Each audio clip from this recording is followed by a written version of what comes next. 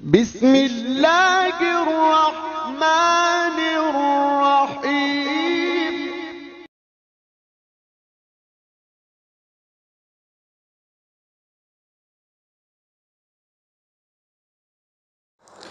السلام عليكم ورحمة الله وبركاته. الحمد لله رب العالمين والصلاة والسلام على سيد الأنبياء المرسلين وخاتم النبيين وعلى آله وأصحابه أجمعين أما بعد. সম্মানিত বন্ধুগণ, তো আপনারা সকলেই কেমন আছেন? আশা করি আল্লাহ সুবহানাহু ওয়া তাআলার রহমতে সকলেই ভালো আছেন। আমিও আল্লাহ সুবহানাহু ওয়া তাআলার রহমতে খুবই ভালো আছি, আলহামদুলিল্লাহ। সম্মানিত বন্ধুগণ, তো আজকে একটি বিষয় নিয়ে আপনাদের মাঝে আসলাম। বিষয়টি হইতেছে, আমরা অনেকেই তাবিজ করি বা তদবির করি, নিজে নিজে তদবির করি, কিন্তু তদবিরের কাজ হয় না। কেন? তার কারণ কি জানা আছে আমাদের? আসলে মূলত তার কারণ অনেকগুলি থাকে। তো এর মধ্যে কয়েকটি কারণের কথা বলবো, যে কারণগুলোর কারণে অনেক সময় আমরা নিজে নিজে তদবির করার পরও কোনো ফল পাই না। নিজেদের জন্য, নিজেদের সমস্যার জন্য তদবির করি নিজে নিজে, কিন্তু কোনো ফল পাই না। এটা কি কারণে? এই বিষয়ে আজকে একটু খোলাসা করব, যেন আমরা উপকৃত হইতে পারি ইনশাআল্লাহ। যেই ভুলগুলো করার কারণে আমাদের তদবিরের কাজ হয় না, আমরা নিজে নিজে যে তদবিরগুলি করি সেগুলোর কাজ হয় না। কি কি কারণে? এক নাম্বার ভুল হইতেছে, হয়তোবা আমি যেই কারণে তদবিরটি করতেছি এই কারণটা মনে হয় জায়েজ নাই। যেমন ধরেন, কাউকে ভালোবাসার জন্য আপনি তদবির করতেছেন, অথচ এটা হলো স্বামী স্ত্রীর তদবির ছিল, জায়েজ পন্থায় কাজের জন্য তদবির ছিল, কিন্তু আপনি করতেছেন প্রেম ভালোবাসার জন্য কাজ করতেছেন। তো এটাকে কাজ হবে কিনা বলেন, আপনিই বলেন। তো কাজেই যেটা যে কাজের জন্য সেই কাজই ব্যবহার করতে হবে, এটা হলো এক নাম্বার। দুই নাম্বার হইতেছে, আপনি যে তদবিরটি করবেন সেই তদবিরে জাকাত আছে। এক এক ধরনের তদবিরের এক এক ধরনের জাকাত হয়। তো আপনি আপনার যে তদবিরটি করতেছেন সেই তদবিরের জাকাত আদায় করছেন কিনা, এটাও আরেকটি বিষয়। আরেকটি বিষয় হইতেছে, আমরা যারা তদবির লেখি, তো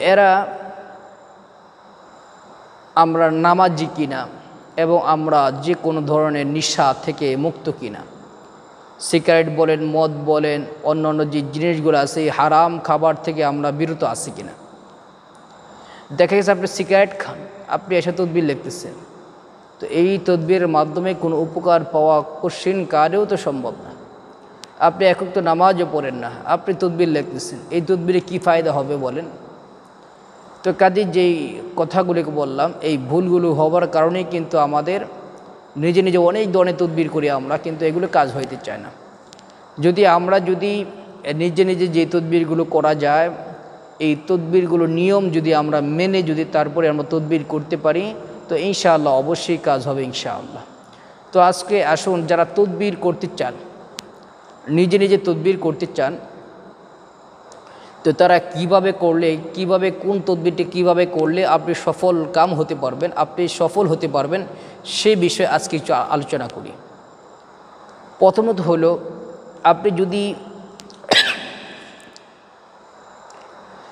আপনি যদি সম্পর্কের বিষয়ের জন্য কোনো তদবির লিখতে চান, স্বামী স্ত্রীর সম্পর্ক, মা বাবার সাথে সন্তানের ভালো সম্পর্ক নাই, সেই সম্পর্ক তৈরি করার জন্য, ভাই বোনের সাথে ভালো সম্পর্ক নাই, সেই সম্পর্ক তৈরি করার জন্য, এই সম্পর্ক তৈরি করার জন্য যে তদবিরগুলো আপনি লিখবেন, যেটা যে নিয়মে সেটা তো সেই নামে লিখবেনই।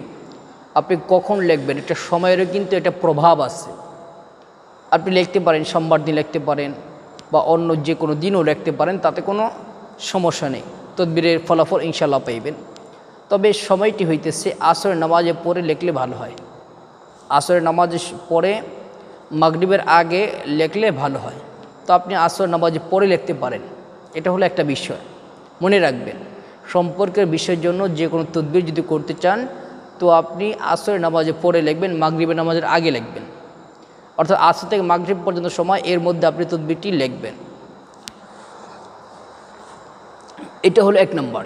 2 নম্বর হইতেছে আপনি যেই স্থানে বসে তদবিরটা লিখবেন সেই স্থানে সুগন্ধি ব্যবহার করবেন। সেটা আগরবাতি হতে পারে, অথবা যে কোনো ভালো পারফিউম হতে পারে, অথবা আতর হতে পারে, ইত্যাদি বস্তু দ্বারা আপনি সেই স্থানটাকে আপনি সুগন্ধি করবেন।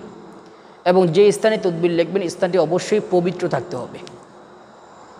এরপরে আপনি মুখের মধ্যে কিছু মিষ্টি রাখবেন, মিশ্রি, যেটা বাচ্চাদের সুজির মধ্যে দেয়, সুজি খাওয়ায়, এই মিষ্টি অথবা যে কোনো মিষ্টি জাতীয় খাবার আপনি মুখের মধ্যে রাখবেন। এবং যখন তদবির লিখবেন যাদের জন্য লিখতেছেন তাদের কথাগুলোকে স্মরণ করবেন, তাদের চেহারা স্মরণ করবেন। যদি চেহারা স্মরণ করতে না পারেন, যদি না দেখে থাকেন, তো তাহলে কি করবেন, আপনি তাদের নামগুলো বা তাদের কথাগুলোকে স্মরণ করবেন এবং নিয়ত করবেন মনে মনে যে আল্লাহ, আমি যে তদবিরটি করতেছি এই তদবির মাধ্যমে এই দুইজনের মধ্যে প্রচুর পরিমাণ মহাব্বত, ভালোবাসা পয়দা করে দেন। এইভাবে ধ্যান খেলে রাখতে হবে। তদবির লেখার সময় কখনও অন্যদিকে মনোযোগী হওয়া যাবে না। তদবির লেখার সময় কারোর সাথে কথা বলা যাবে না। এই কাজগুলো করে আপনি, এবং যে তদবিরটি লিখতেছেন সেই তদবিরের জাকাত তো অবশ্যই আপনার আদায় করতে হবে। তো এই কয়েকটা নিয়ম মেনে যদি আপনি সম্পর্কে তদবির করতে পারেন তো আশা করা যায় ইনশাআল্লাহ অবশ্যই আপনার তদবিরে আপনি সফল হতে পারবেন ইনশাআল্লাহ। এটা হলো 1 নম্বর নিয়ম। এটা হলো সম্পর্কের বিষয়ের জন্য বললাম। সম্পর্কের জন্য যে তদবিরগুলো লিখবেন সেই তদবির লেখার নিয়মটা বললাম, যারা নিজে নিজে লিখতে চান তাদের জন্য। এবার আসুন যারা সম্পর্ক ছিন্ন করার জন্য তদবির লিখতে চান, তো তারা কিভাবে এবং কখন লিখবেন। বিচ্ছেদ ঘটানোর জন্য অবশ্যই জায়েজ পন্থায় কিন্তু বিচ্ছেদ ঘটাইতে হবে। আপনি স্বামী স্ত্রীর মধ্যে গণ্ডগোল লাগাবেন, বিচ্ছেদ ঘটে, এটা কোশ্চিনকালও জায়েজ নাই। যারা এই কাজগুলো করবে তারা কবিরা গুনাহগার হইবে। মা বাবার সাথে সন্তানের সম্পর্ক বিচ্ছিন্ন করবেন, ভাই বোনের সাথে সম্পর্ক বিচ্ছিন্ন করবেন, এগুলো কবিরা গুনাহ। জায়েজ সম্পর্ক যদি তদবির দ্বারা বিচ্ছেদ ঘটায় তাহলে এটা অবশ্যই কবিরা গুনাহ হবে, এটা কখনোই জায়েজ নাই। তো এই জন্য সম্পর্ক বিচ্ছেদ কোনগুলো কাজ করবেন, পরকীয়া করে। পরকীয়া বলেন, বুঝেন? পরকীয়া বলতে স্বামী স্ত্রী বাদ দিয়ে আরেকজন মেয়ের সাথে পরকীয়া করতেছে, স্ত্রী স্বামীকে বাদ দিয়ে অন্য পরপুরুষের সাথে সম্পর্ক তৈরি হয়ে গেছে। তো এই যে এগুলিকে বলে পরকীয়া। এরপর অবৈধ সম্পর্ক, প্রেম ভালোবাসা। দেখা যায় সন্তান অবাধ্য হয়ে কারোর সাথে প্রেম ভালোবাসা করতেছে, তো মা বাবা যদি চায় সেক্ষেত্রে বিচ্ছেদের কাজগুলো করতে পারে। যাদের সাথে সম্পর্ক রাখা জায়েজ নাই সেই সম্পর্ক বিচ্ছেদ করা অবশ্যই জায়েজ। আর যাদের সাথে সম্পর্ক রাখা জায়েজ আছে তাদের সাথে সম্পর্ক বিচ্ছেদ ঘটানো এটা হলো কবিরা গুনাহ। আশা করি বুঝতে পারছেন। তো বিচ্ছেদের তদবিরগুলি কখন লিখবেন?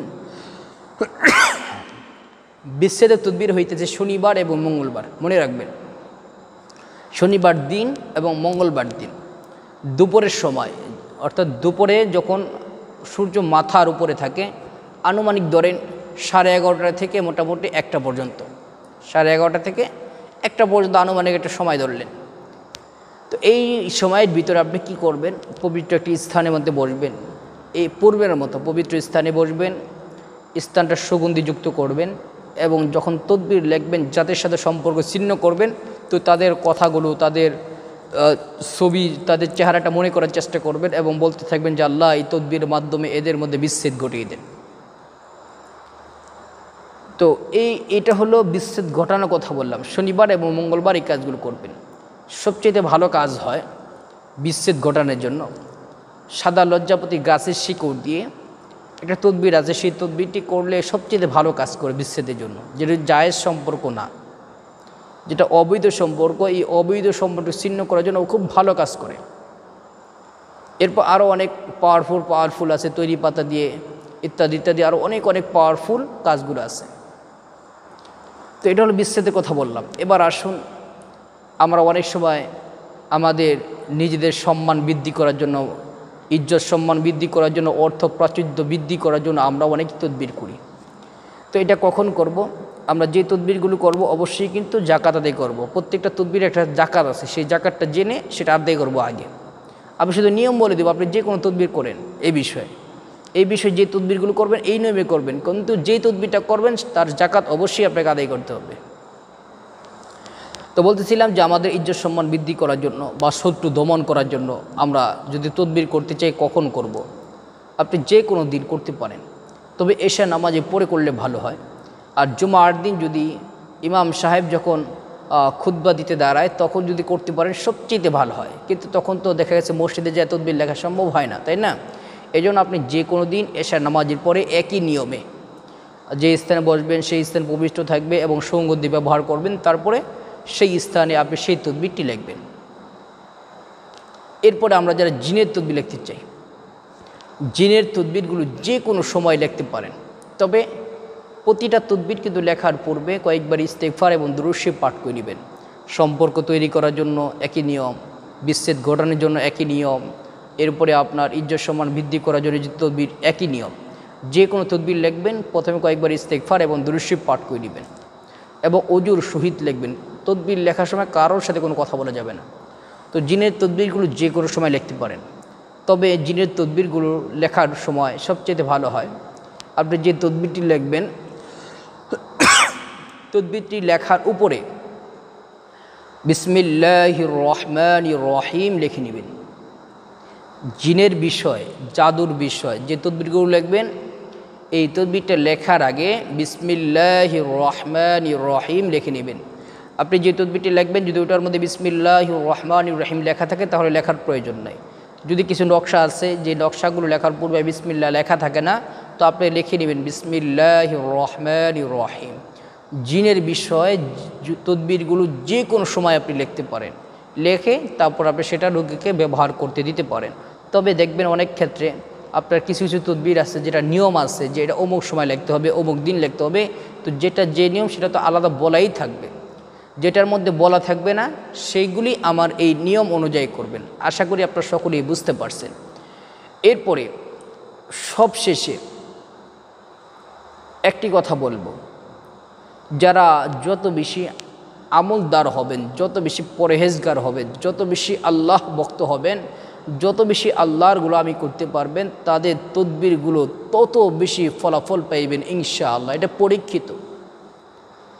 যারা আল্লাহওয়ালা, যারা আল্লাহ পাকের খাস বান্দা হয়ে যেতে পারবে, তো তারা যদি কোনো নকশা না লেখে, কোনো তদবির না লেখে, শুধু যদি লিখে দেয় বিসমিল্লাহির রহমানির রহিম, এটা যে উদ্দেশ্যে দিবে তো বান্দার সে উদ্দেশ্যই পূরণ হয়ে যাবে। এটা কিসের বরকত?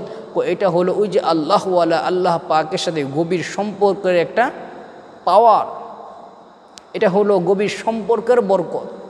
তো এই জন্য আমরা যেই তদবিরগুলো লিখি না কেন, তদবির লেখার পূর্বে অবশ্যই আমরা নেক আমল করব।